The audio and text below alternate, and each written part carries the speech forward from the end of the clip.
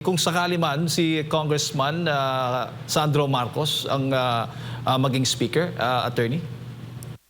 Ah, well, anything is possible, ano? Lalong-lalo na sa administration na ito. Nakikita natin, di ba? Halimbawa, isang napaka-popular na vice-presidente, ilalagay ninyo sa impeachment. Parang medyo may level na surreal yung mga ganito. So, yung possibility, well, of course, possible. Kaanak ng presidente yan, madali makakakuha yan ng boto. Pero ang tanong is, will he be experienced enough? Kaya na ba niyang i-handle yung ganyang klaseng responsibility and power ng with this limited experience?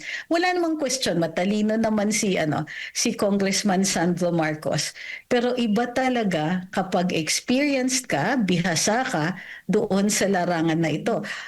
He's only a second term congressman. Pero kung siya po ay umabot sa punto na maging House Speaker, hindi natin alam if that will even be good for him. Kumbaga, iba yung level na yon eh. Makikita talaga lahat ng maliliit na mali mo. At may repercussions kahit ang maliliit na pagkakamali. For somebody so inexperienced to be in that kind of position and that to handle that kind of power, hindi yan magiging madali. So we're not sure if that will even work for him. Opo. Yes, naririnig natin yung ganyan, but it might not be good. Opo, huli na lang, attorney, kung dyan sa Senado papalitan, kung matutuloy yung pagiging Senate President ni Senator Laura Legarda, ay may pagbabago ho bang mangyayari yung mga plano ng impeachment against Vice President? Posible po yung mawala? Well, depende kung sino yung mag-uupo sa kanya. Di ba?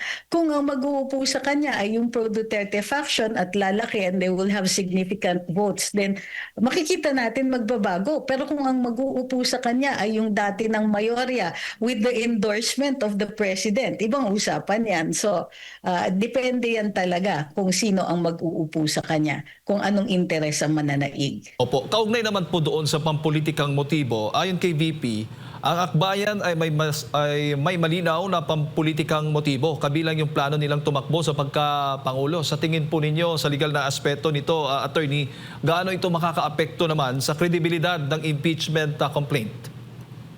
Well, last year pa rin naman yan at alam natin na kaya yan ini-endorso ng marami sa mga opisyales ng administrasyon na ito ay nababahala sila sa lakas ng popularidad ni VP Inday na actually since 2022 pa. In fact, kaya siya binoto ng mga tao with the end in view na siya ang susunod na Pangulo. Whether it is inadvertent dahil may posibleng mangyari or dahil sa 2028 siya naman po, it is her turn. So, kumbaga, mababa na ang kredibilidad since last year. Ang tawag dyan in English, naked ambition. Kasi lahat ginagawa nila at in fact hindi nga sila sumunod sa mga patakaran sa ating saligang batas tulad ng due process sa kanilang kagustuhan at gigil na matanggal from the running itong ang ating vice-presidente for 2028. At maaari ba itong matawag o maituring, attorney, na isang harassment o pang-abuso tulad nga ng sabi ng vice-presidente sa proseso, yung pagsasampa po ng impeachment complaint kung may political bias na itong mga nag-endorso nito? Well, ang tawag dyan ay abuse of right. Just because they can doesn't mean they should. So halimbawa, alam natin na karapatan o mandato ng lehislatura ang magpasimuno at saka mag-file ng impeachment complaint.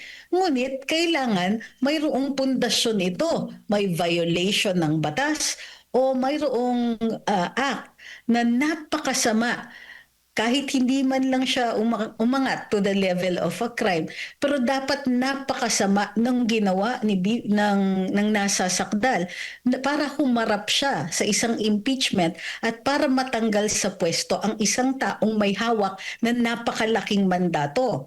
Gayunpaman, ginagawa pa rin nila kahit marami o tingin ko mayorya ng mga nanonood at sumusubaybay dito ay hindi naniniwalang may tunay ngang nagawa ang ating Vice Presidente to merit such an action. Opo, ganito ho ba talaga ang nature ng impeachment attorney? Talagang may halong ginagawang sandata yung politika? Hindi dapat. Ngunit hindi maiiwasan kasi hindi nakalagay sa saligang batas na essential yung elemento ng motibo ng mga nagfa-file. Ang dapat nire-require or malinaw naman sa saligang batas pag tinignan ninyo ano ang grounds for impeachment. Makikita ninyo treason, graft and corruption, culpable violation of the Constitution, betrayal of public trust, high crimes. Dapat ganung level, ganun sa ganung kabigat ang dapat ginawa ng isang tao para sila ay matanggal. Ito ay hindi ginawang madali ng saligang batas precisely for this purpose para hindi basta-basta magamit para sa mga pansariling interes. Dapat ang pinoprotektahan dito ay interes ng bansa bago ka magtanggal ng isang tao na ginawaran ng mandato. So, well, parang nakikita natin na ang motibo nga naman nakakapag-unite din ng mga taong hindi matino o hindi maganda ang hangarin. Opo, opo. Pero doon sa timing ng paghahain ng impeachment complaint laban kay Vice Presidente Attorney, sabi ng Supreme Court dapat, di ba, February 6. Yan dapat yung panahon na po pwedeng maghain na. Pero bago ang February 6 ay nakapaghain na itong mga grupong ito laban sa Vice Presidente. Sa tingin po ninyo, kayo pabor din doon sa mga sinasabi ng ilan na magkakaroon ng problema sila pagdating ng panahon pag may magrereklamo sa timing naman ng 1-year bar rule dito nga sa kaso ng Vice Presidente? Well, may basis naman po kasi yung kanilang paghain ng maaga at ang tingin ko medyo nag-aalala sila na baka may maghain ng isang mahinang reklamo katulad ng nangyari dun sa presidente at mai-inoculate, mababakunahan, kumbaga, ang vice presidente ng 1-year bar rule.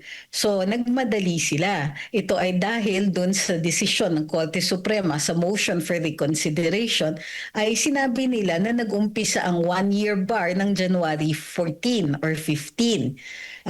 Kung kaya't nag-file sila ng February 2.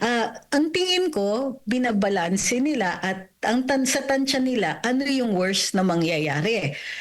Posibleng i-reject either ng plenaryo o ng Committee on Justice, yung premature na paghain, i-uphold yung original decision ng Korte Suprema, no? Posibleng sabihin nila, premature, i-refile nyo na lang uli. Or pwede ring sabihin, premature, hindi sang-ayon sa rules, mag-uumpisa ang 1-year bar rule. So those are the two things na posibleng mangyari. Either way, kung sa worst case scenario, baka umakyat sila sa Korte Suprema para i-clarify kung ano talaga ang nararapat na date. Pero ang tingin ko dyan is, ang tingin ng mga naghain ay minimal yung risk sa pag-file ng February 2. Mataas ang risk kung nag-intay sila ng February 6. Opo, bago ko lang ipasa kay partner attorney, may bias ba sa tingin po ninyo yung pagtrato ng HOR dito nga sa impeachment complaint laban kay VP Sara Duterte at doon kay Pangulong Bongbong Marcos Jr.? Well, ang tingin ko dyan, it is a difference of motivations. Kasi doon sa reklamo na inihain kay Pangulong Marcos, ang motivation ng ilang mga kongresista or yung mga lalong-lalo na yung mga nakaupo sa Committee on Justice ay protektahan ang Pangulo. Samantalang wala tayo pang nakikita o nadidinig sa mga pahayag ng ilang mga representante na ganito din yung intention nila sa ating Vice Presidente. Bukod pa dyan, yung kanilang reaksyon sa desisyon ng Korte Suprema ay nahahalata yung tila may konti bang pikon na natalo sila doon sa reklamo o doon sa inihain sa petition for certiorari and prohibition doon na inihain sa Korte Suprema, yung fact na kinailangan ni pang i-refile yung reklamo ni VP Inday, ay nakita natin hindi maganda ang pagtanggap ng ilang mga representante at tila may maktol doon sa desisyon, lalong-lalo na may ilang nagsasabi sa kanila. So, masyado daw nag-i-interfere sa kanilang powers. Kung sang-ayon kasi sila, hindi natin makikita yung mga ganitong reklamo. So, alam natin that iba po ang pagtanggap talaga. Could we call it bias? Hindi ako sure kasi political ito eh. This is a political process at alam natin na ang politics natin ay may killing talaga depending on the person that you're talking to. So primarily, may motivation talaga towards their own parties and their own interests ang ating mga politicians. So hindi yan nakakagulat, nor is it illegal.